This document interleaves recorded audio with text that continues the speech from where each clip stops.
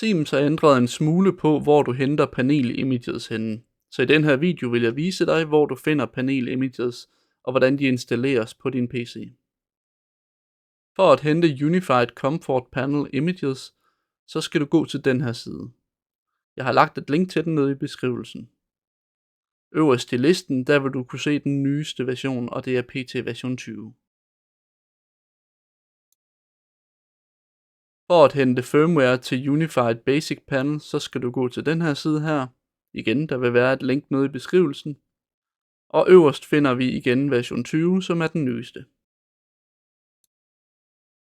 Hvis du leder efter Legacy Panel Images, firmware-filerne til WinCC, Comfort og Basic og mobilpanelerne, så skal du gå til den her side. Hvis du har TIA-portal version 18 eller nyere, så skal du hente denne HMI PIU installer. Det er et program, der vil hjælpe dig med at downloade panel images. I den her video vil jeg dog kun gennemgå, hvordan Unified Panel Images installeres.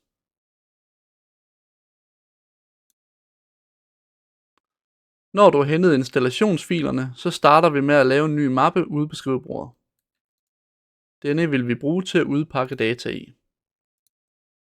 Herefter kører vi Unified Comfort Panels.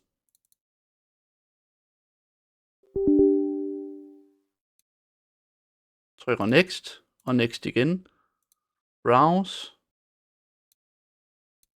Og vælger vores tomme mappe. Og Next.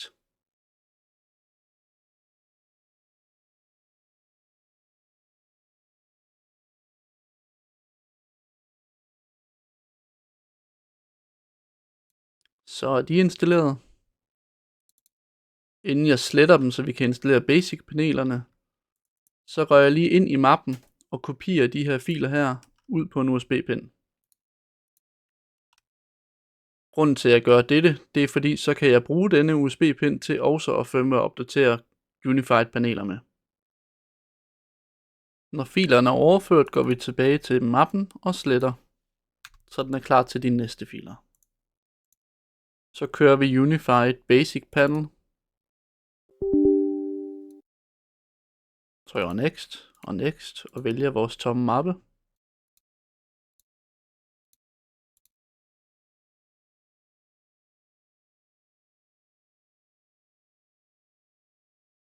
Så er de installeret.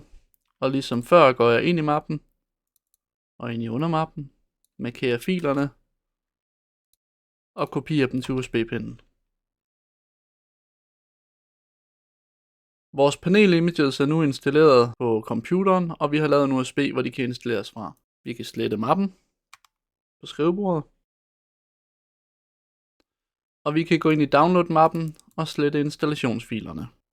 Hvis du får brug for imagefilerne på et senere tidspunkt, så ligger de inde på C-drevet under Programfiles, Siemens, Automation, den aktuelle TIA-portal du har installeret den for, Data og HMI, Transfer, den version du installerede, og så under Images, der ligger de to mapper til Basic og til Comfort.